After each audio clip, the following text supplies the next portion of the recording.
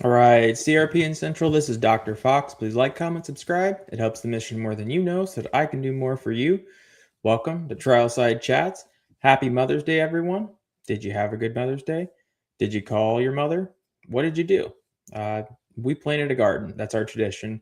They always say you're never really supposed to plant anything until Mother's Day or after, and that's just kind of what we ended up doing. So the day after Mother's Day, we're always a little bit sore. It's just kind of how things work. So, welcome to TrialSide Chats, the place for the CRPN community to come together, talk about all the things that are CRPN, clinical research, finance, negotiations, and so much more. This is going to be a very, very interesting one. And ironically, I think that the day after Mother's Day is the day that all of the CROs have decided that it's a great idea to send new contracts and budgets to sites.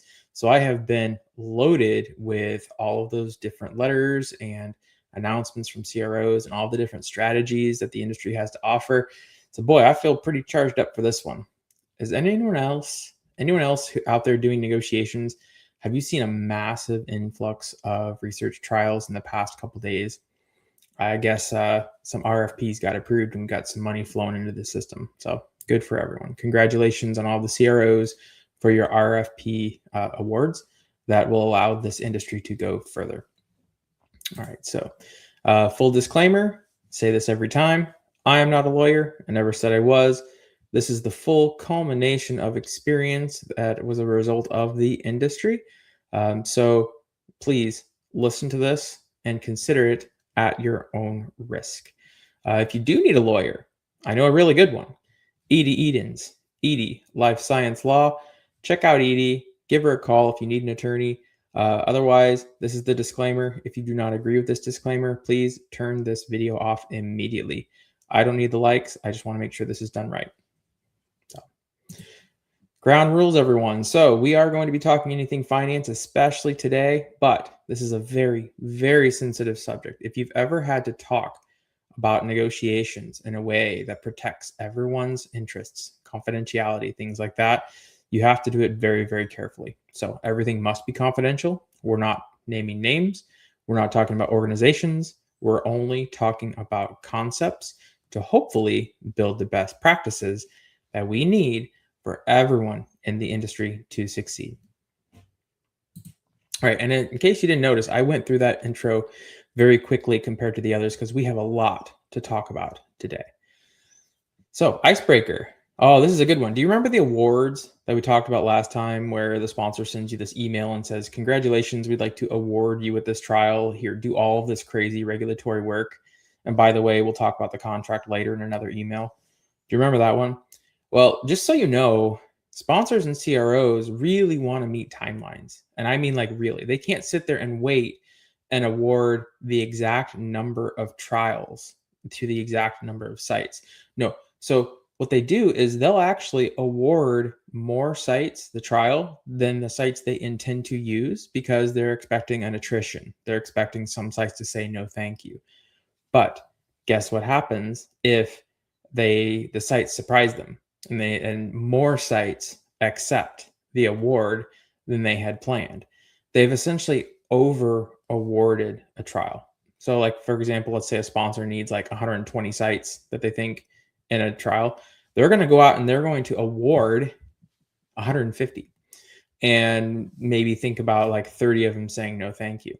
So sites, that's the other reason why it's really, really important to do as little work as possible on those quote awards until you have a contract that assures that you are getting paid for all of that work that's being done. Because about 20% of you who get that award email, yeah, you're going to get kind of screwed. I'm sorry. If too many sites accept it, the sponsor's going to come in and say, oh, well, we decided not to activate your site. Thanks so much for all of the work you just did for free. We don't have to pay you because no contract signed. That's just how it works. The other thing to consider is when you do sign the contract, make sure that your startup payment is not contingent on your green light or your site activation because you're going to run into the same thing. Sponsors will over award so they can become efficient, but that also means that they are expecting sites to be doing work for free. And that's something that you're going to have to protect yourself from. All right, so today we're going to talk about the book. There's the book. If you want a physical copy, that's the Amazon QR code. If you don't want to purchase it from Amazon, you can buy it directly from CRPN, 10% off, free shipping. All right, so today's the day. And I don't know if we have any people viewing in, but that's okay. My guess is once this starts going, the negotiation videos will probably be the highest viewed ones because negotiations are what everyone talks about. It's not easy, folks. Everyone thinks that a negotiation, it gets your blood pumping, like you're going in the middle of a supermarket coupon shopping, like you can combat and you can quote win and have a victory. But before we start, I need to let you know a few things about negotiations. One is it's probably one of the most contentious and toxic experience that you'll have in this industry during the startup process. Now that is bundled into all kinds of different things, but I will tell you that this negotiation process has actually made me what start CRPN, not to navigate the negotiations like we're doing right now, but to just completely overhaul it because it's not healthy for our professionals doing it. It's not healthy for those poor CROs who have to manage 150 sites. They're just way overwhelmed and therefore they can't do the work. It's not healthy for our patients because we're doing 80% of a duplicated effort over and over and over again at the cost of time, which means that it's at the cost of lives. So honestly, negotiations, as far as I'm concerned, are probably one of my least favorite things to do, but we keep doing them because there's so many sites that need help with the negotiations if they want their site and their study to succeed, and therefore they want their sponsors to succeed. So sponsors, CROs, as far as the negotiations go, you kind of built yourself kind of like a self-destructive little beast here where the negotiation process itself is the reason why your trials are failing. I would love to have a conversation with you about how we can make improvements that can actually work rather than keeping to put really, really thin band-aids on a bleeding wound. The one thing about negotiations is every single time, every single email, it's going to be a contention. So you are going to have to you're going to have to sometimes correct people. You're going to have to sometimes politely tell people that they are mistaken in some considerations. You're going to have to take a stand for your site. You're going to have to sit there and be confident that what you are doing is going to be the best consideration and choice for the patients that you serve. And sometimes those choices are not the easy ones to make. You really have, I mean, I told you we got slammed with so many negotiations this morning, and I've already seen almost all of these different strategies that you're going to be talking to bullies. You're going to be talking to people who berate you. You're going to be talking to people who devalue you, thinking that they are more important than you, being from a larger organization. You're going to have people try to take away your rights as an independent contractor, as a negotiator. It's a mind game just as much as it is a process game, everyone. And I'm trying to tell you, you have to get a tough skin when you get into negotiations. It's not fun. I will tell you, it's not fun. You have to understand it, navigate it, respect it, and get it over with as soon as possible. So don't take it personally. And if you have a 100% success rate in negotiations, if you're like, oh yeah, all of our negotiations are processed, all of our CTAs are signed, we're doing so well. No, that's not a good thing. If you don't have any form of attrition in your negotiations, if you have a 100% conversion rate, something's wrong. Your bar is probably way too low. You're letting things into your site that compromise quality and safety, and you really, really have to take a look at that. If you have 100% conversion rate sites, for one, you're probably desperate and you don't have the opportunity to say no. But two is maybe you're not negotiating hard enough. because you should have about 20% of your negotiations fail at a successful site. Very much like poker. So the really, really good poker players, you have to know when to fold them. That's really, really important here too, is you really shouldn't be getting 100% of your negotiations converting. And then finally, and this is why negotiations are really, I don't know, they kind of bring me down a little bit, but the best thing that you can hope for in a negotiation is that everyone loses something. That's the best thing you can hope for. That's optimal in the world of negotiations. A good negotiation is when everyone walks away feeling screwed. Imagine doing that thousands of times, all of the time. It just makes for a very, very toxic environment that, by the way, CRPN can help to eliminate. Negotiations should not be like this in the industry. And that'll probably be my objective for the rest of my life, is to make sure that we can get patients the care that they need without going through this red tape all of the time. All right, so welcome. You just had your award letter. Congratulations. We'd like to award you the trial. We talked about that last time.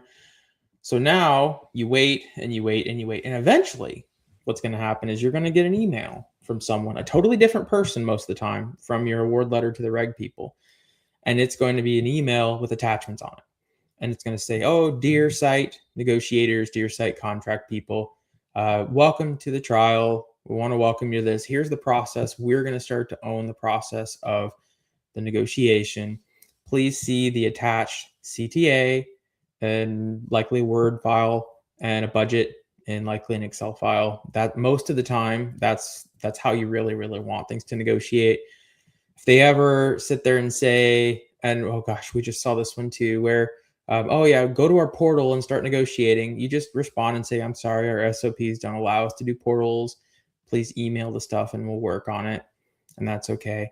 But a couple things you want to watch for. So in this email with these files, sometimes they're going to sit there and say, well, the files are password protected to protect our template. Please follow these instructions to fill out. Sometimes they'll say, you have to literally, if you put an extra question mark in a contract, you have to justify it. It's that, like, if you make any changes at all, you have to provide us with this big long list of why you made the changes. That's just being a bully. Sites, let's just break this down to what it is. You have someone who wants services from a site negotiating with an independent contractor who's offering those services. Sites, you don't have to explain yourself as an independent contractor, and you're going to have people who are sitting there making it sound like you have to. The answer is you don't, and that's all there is to it. Honestly, they're just trying to bully you around to take control of the mindset. This is the mind game, okay? The more they take control during this first email, the more they set the premise, the more control they have over the rest of the negotiation. As I don't care what side you're on, but as a negotiator, your best bet during this email right here is to make sure that the ground that you are going to be negotiating on is as neutral as possible if you want to have a fair and accountable negotiation. That's why I don't do portals. That's why you don't allow them to password protect things. Honestly, you can just sit there and say, there is actually viruses that embed themselves in the metadata of Word now that has to be scanned by firewall. If it's password protected, it can cover the viruses. So it's okay to sit there and say, no, we don't do password protected files. Please send an unlocked file so we can scan it with our firewall. That's the security policy now. A lot of new strategies are trying to rush sites into making a decision now. Hurry up. We want to get you activated in a month. Hurry up and get this in and out. And we want to do this. Oh, and by the way, to allow you to go faster, we're going to give you this little peanut. We're going to give you like $3,000 to make things go faster. So when they do that, for one, odds are that $3,000 has a bunch of red tape attached to it. Like, you have to justify every hour that you used. But it's a lot easier for a sponsor to sit there and say, we'll give you $3,000, rather than to go through the whole negotiation process and expand your invoiceable items by like $80,000. So they're trying to rush sites into decisions that sites don't realize are a financial mistake until it's too late. So I get it. I'm all for going as fast as possible. That's why I started CRPN. You want to start 95% faster, join CRPN and use the system. But if you want to start 95% faster to try to rush sites into making financial decisions that are going to screw your trial, it's probably not a good idea. Um, this is my favorite. A lot of the times they're like, here's the contract, hurry up and sign it. And they always give the option to make changes at the end. This is really paraphrased from an email. It said, oh, well, we use fair market value to make this budget. In other words, they go to grant plan. They use what they call benchmarking to identify what they think is fair market value. It's not validated to the actual costs. Please consider the offer and approve at your earliest convenience. Here's a signature. Click on this button. Yes, it's good. And then in the fine print, it says, oh, I guess, well, if you do need changes, if changes are needed, well, please provide reason and rationale. In other words, they are trying to control the situation where the site has to lean into them in the negotiation. That is the whole balance that I'm talking about. This is a really good one on amendments, everyone. And this happens all the time. A lot of times, CROs will send out amendments to the contract, budgets, Word documents. It's a straight up amendment, it's a negotiation. But in the email, it says, this is meant to be a negotiation. Oh, no, this isn't a negotiation. This is just this one change the sponsor wanted to make. So please just review and sign it and send it back to me. We can't negotiate at all. Yeah, that's an actual thing too. They've actually said that. And then you say, oh, no, there's a negotiation. You know what? We did some things. This is what we need to change. We need to add this. We need to do that. So sites, you're going to be told a lot of things in this email. And odds are half of them are just bullying or trying to rush you into making financial decisions. And CROs, I don't mean to be a negative Nancy. I really don't. But from a site's perspective and from what I've seen the aftermath of doing this and then seeing things fall apart at the end, it's not helping. It's not helping your sponsor at all. It may help your billable hours, but it's not helping the sponsor and it's not helping the patients. And then finally, this is also like that secondary list where you're going to get they're going to say, please fill out these timeline pieces of information, just like the award letter. It's kind of very similar. You know, what's your timeline? Do you have other committees? All these things. They're going to have this as a thing to fill out as well. I kind of just ignore it, to be honest. It's just not there because I would much rather spend the time to process the agreement and send it back to them than spend the time filling out their surveys for their databases. Maybe it's just the paranoid person in me. All right, so you just got that email. You looked at it. You have to kind of look out for the red flags that we were just talking about: password protection, portals, things like that. But here's the kicker. Odds are that email does not include everything that you need to do the negotiation. So before you even start, it's like, okay, I put this on my list of negotiations. That's fine. But do I have everything that I need to start this negotiation? So most of the time, you're going to have the CTA and you're going to have the budget. That's going to be on the email, and that's okay. But not every CRO is the same. When you go through the CTA, you need to make sure that that CTA has payment provisions included in them. By payment provisions, I mean there's always a section in the negotiation where they talk about how long is it going to take them to pay for an invoice, how long is it going to take them to pay for auto pay, do they have withholding, what are the payment provisions. There are some, well, there's one big CRO that I can think of that has payment provisions in a separate document. That's right. So they'll email you the CTA and the budget, and then you go look at the CTA, and it doesn't even have the payment provisions. Then email them back, and you say, hey, that's great, but where's the payment provisions? And they say, oh, well, we're not done with them yet. Well, how are you supposed to do negotiation without payment provisions, friends?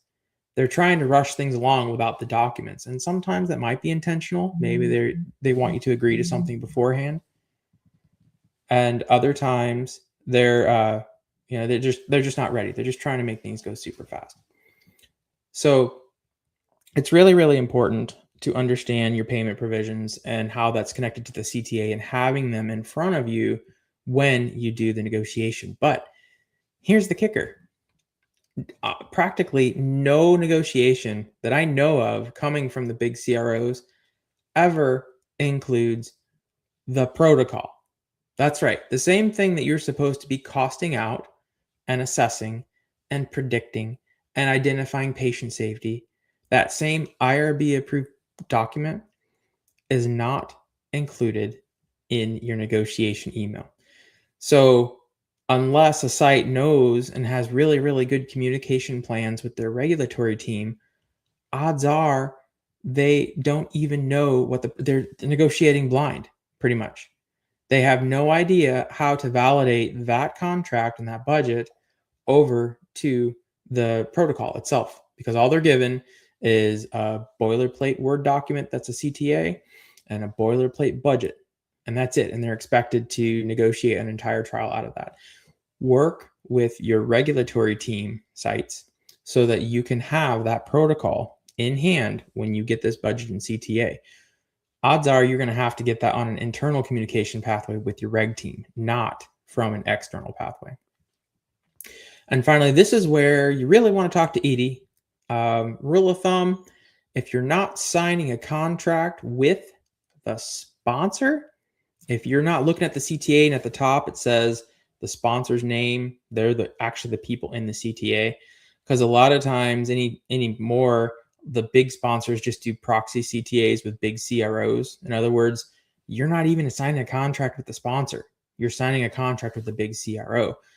In that event, if you don't have an assurance that the sponsor is responsible for the contract in that the legal document, depending on, talk to your legal team, but you might really need an LOI, a letter of indemnification. That letter of indemnification ties the sponsor to the contract that you're signing with the CRO. Most of the time, my legal team, my legal friends out there, if you're going to do a trial for someone and their name's on that clinical trial, you may want some kind of a legal connection to that, especially when it comes to the indemnification. So, do you need an LOI? And then finally, if you're really going to have to cost out that trial, if you're going to have to look at it and say, well, this is what it's going to cost for our site to do this, it's really important to have that vendor list. And by vendor list, I mean, who all are you going to have to work with throughout the course of the trial? Who is your courier? What EDC? What IRB? What about stipends? That's one of the biggest ones right now. Is stipends is most of the time reg teams need to know stipend values. But if you're using like a payment or a stipend vendor and the sponsor's paying them, a lot of the times those stipend values aren't even in the budget because the site's not responsible for it. You're going to have to try to figure out how to do that communication pathway so that your regulatory team can get their ICF together. So really, really important to have these things. All right. And here's one of those tough decisions I was talking about. And this is something that you'll learn with experience. So as you go through clinical research, you're going to identify certain sponsors that have just, every time you work with them, you cringe. Certain CROs, every time you work with them, you cringe. And I mean, it takes practice, but you will get to a time where they're going to send you an email and it's going to have that Excel spreadsheet budget.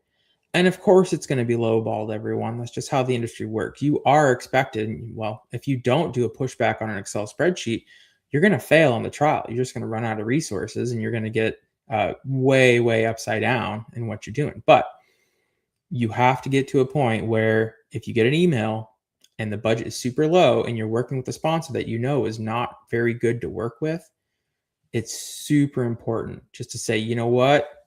I don't think this is a good fit for the site. We don't need it. And honestly, it'll probably hurt us if we do take it. So turn it loose. As soon as you think that this is going to be a failure, turn it loose. Otherwise, you hit sunken cost syndrome. You'll be taking startup funds for the wrong reason. You'll be wasting the sponsor's time. Maybe there's a site out there willing to do it. Maybe they have subsidized activities that you don't have. Whatever it is, it's okay, and you should be expected to turn down trials. And I know the business development people out there are super mad at me for saying that. I worked so hard to get this opportunity. Why in the world are they, getting rid of perfectly good contracts?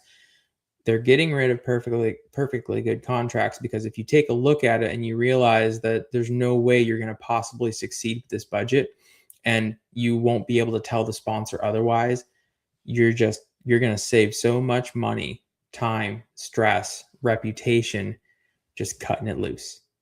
So be very, very careful when it comes to this. And if you ever have to make that decision, make it as soon as possible. All right. So one thing that I always like doing is I set a quality standard.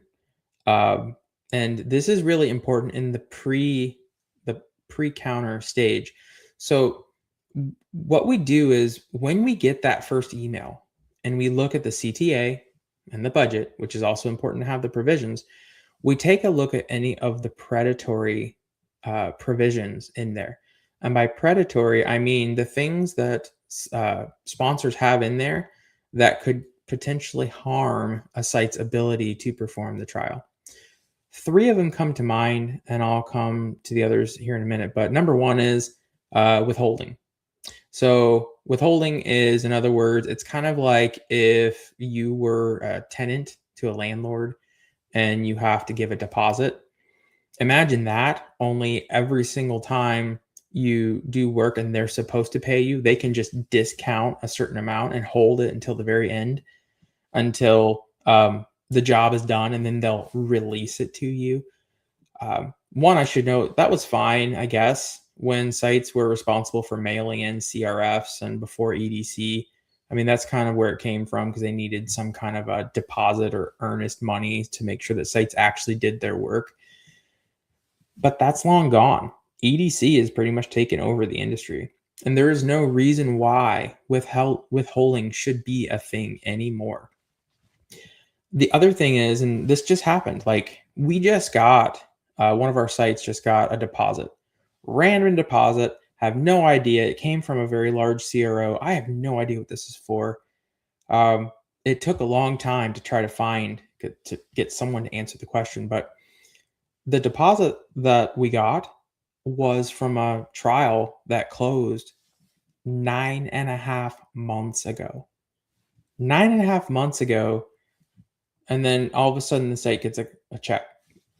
Okay, so how is that supposed to work contractually? IWOs, everything should be done by 60 days of closeout. So it doesn't work. And all of that money should have been in the site's bank account years, and I mean years before that. It should have been paid, when the site earned the money, rather than 9.5 months after a trial closed out. We're talking about holding on to this money for a substantial amount of time. So that's one, and it can be presented in a number of ways. In a contract, sometimes it goes from low to high. In other words, we're going to take 10% off the top and give it to you at the end. And the other way around is they'll go from high to low, and they'll say, we'll give you 85% and then save 15% at the end. However the contract words it all says the same. They are withholding money that should be going to sites when they perform services.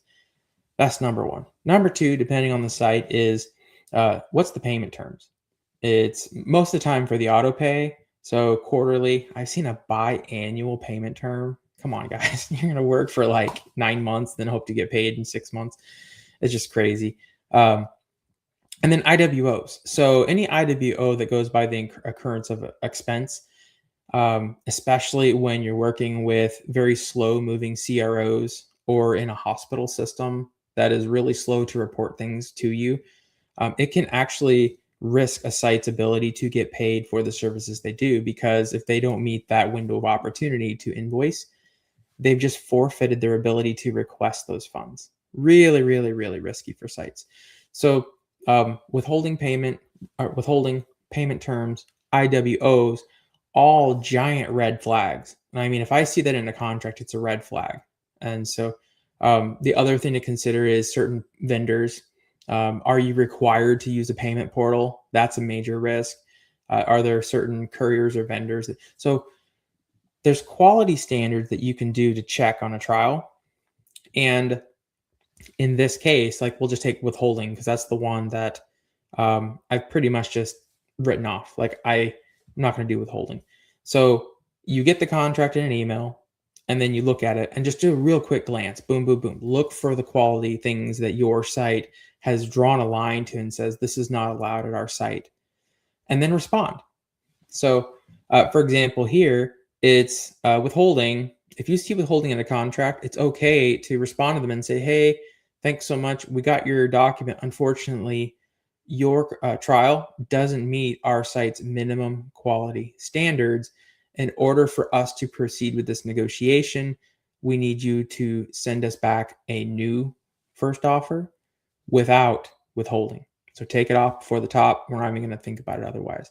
I've even gotten to a point where I'm negotiating so many trials that if they refuse to take withholding off the top, if they refuse to make it part of it, I just don't do the negotiation. I'll tell the site, figure it out.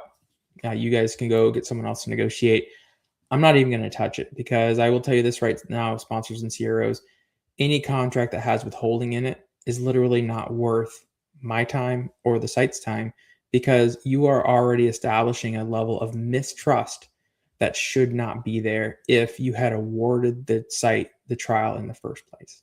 So strong words, but very true. And I think that you'll find a major connection between not having withholding on a trial and a successful site enrollment. So don't waste anyone's time. Just take it out of the industry. And so as a result, this is probably the email that you're going to be sending when you get that contract and award letter. It's going to sit there and say, dear CRO and sponsor, thank you for your email. And you have two options. Number one, you can't start yet. In other words, you could say, before we start, please send us these missing documents. You really can't start a negotiation without the provisions. You might need an LOI.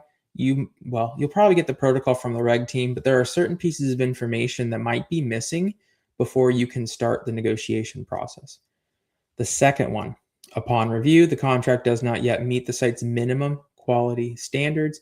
Please resend a new offer removing these items. So withholding, payment terms, the payment portal. So for example, if there's a payment portal that's required in there, you can literally sit there and say, hey, this doesn't meet our quality standard. We need to ask to be non-adopters because I guarantee you don't want to find out later that they force you into a payment portal after you sign the contract and after you've done all that work. You're better off just getting ahead of it right there. Hey, before we continue, just want to confirm, can we please send our invoices using email? If a payment portal is mandatory, this probably isn't a good fit for the site. Sites, I hope you can get that selective someday. And I understand that there are some sites that you're just going to have to deal with it until you don't have to. I hope that you get to a point where you can have a little more control over your finances. Other option is, hey, this is great. We looked through it. It meets our quality standards. We have all the information we need. We're in receipt of the study documents and we're in review. We'll return when complete. Boom, boom. If you have a financial ethics committee you need to run it through, it might take a little bit longer. But option two, you might, if you are confident in it, include a timeline. Sponsors and CROs will very much appreciate that. Hey, we'll have a budget back to you in a week, 2 weeks, whatever it is based off of your site. But don't give a timeline unless you can actually meet it. That's, if you have some uncertainties and you're not sure when you can get it done, if you're depending on lawyers to get things back, your best bet is just to say, hey, we're in receipt. We'll get it to you when it's complete.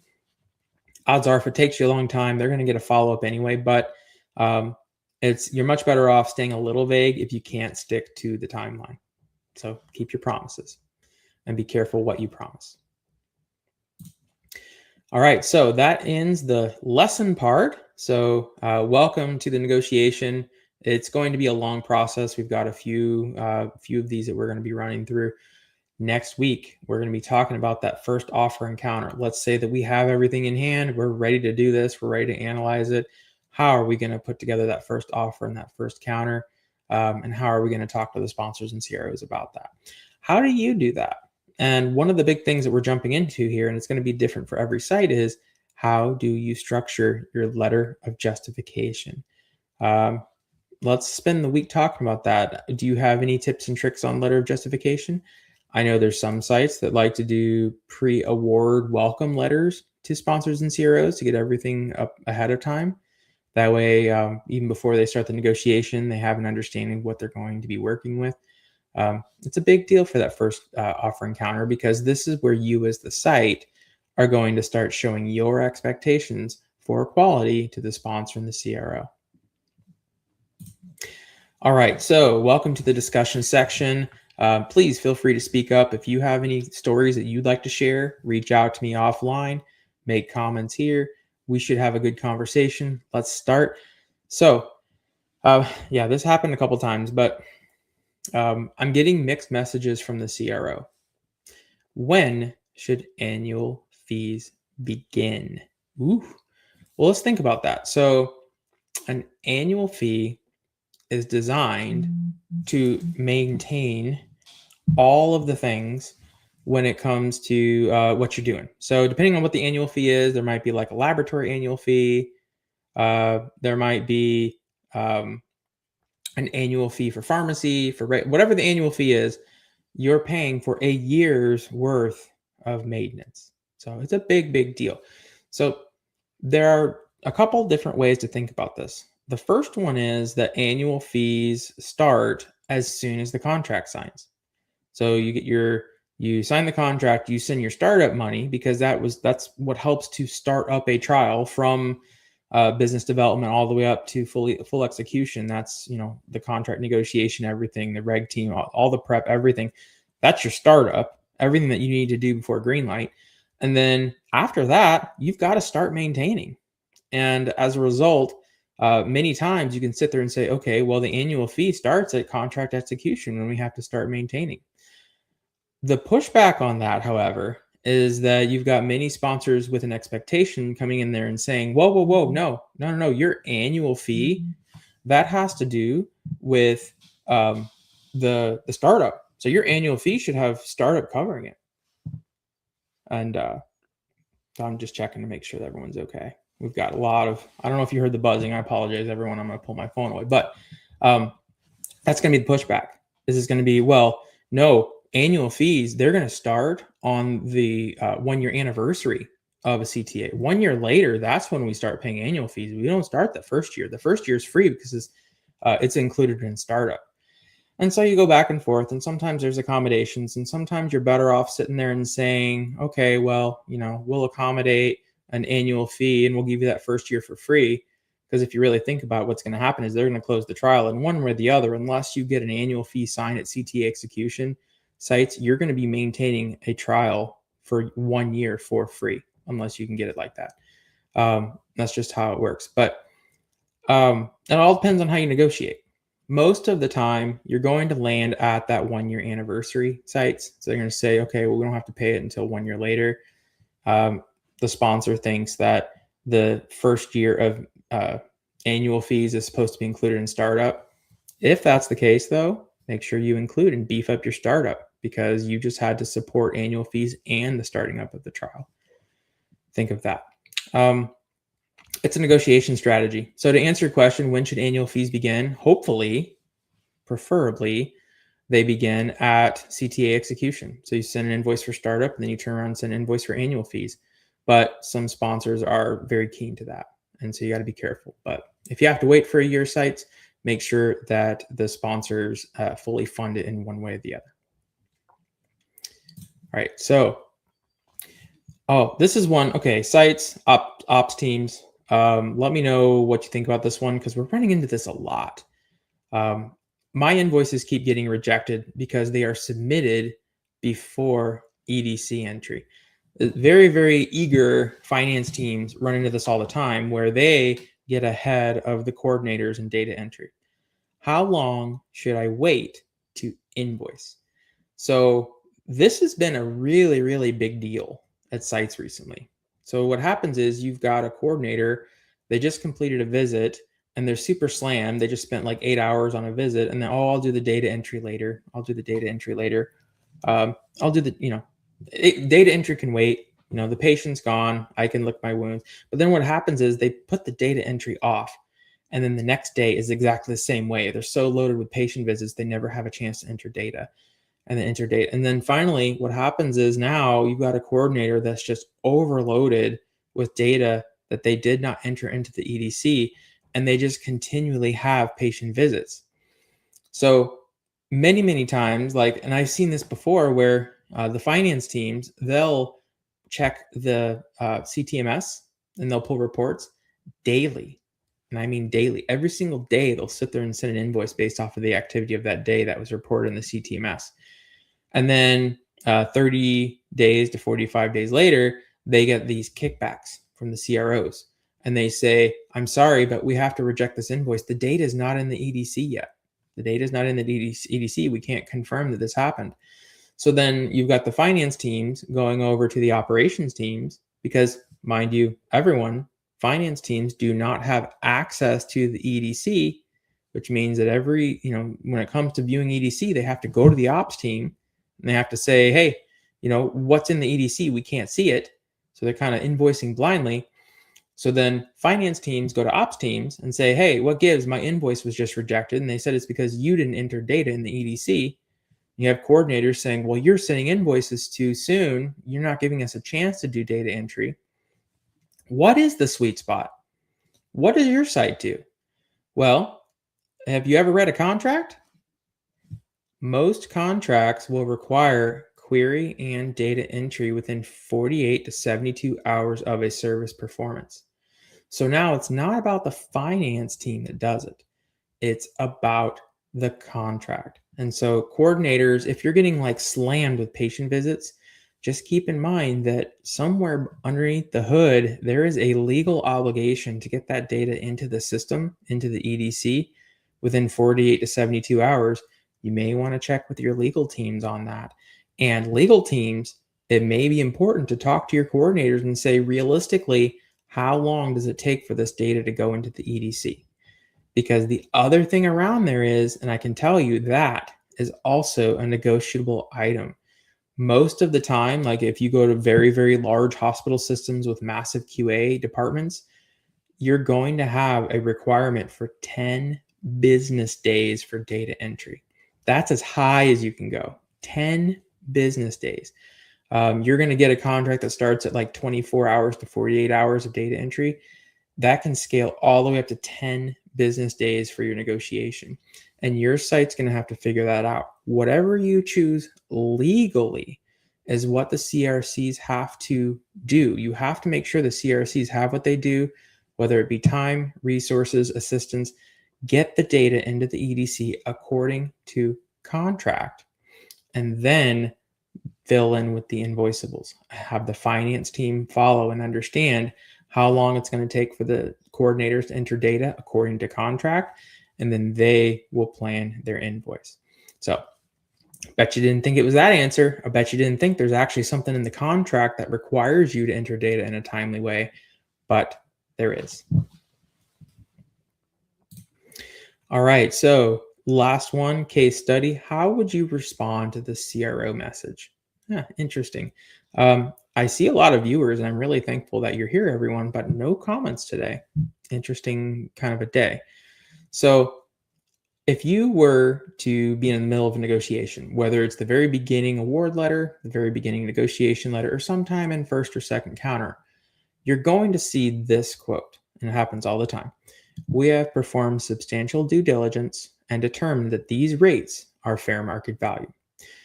Do you remember in the very beginning of this episode, I was saying how it's kind of like a mind game?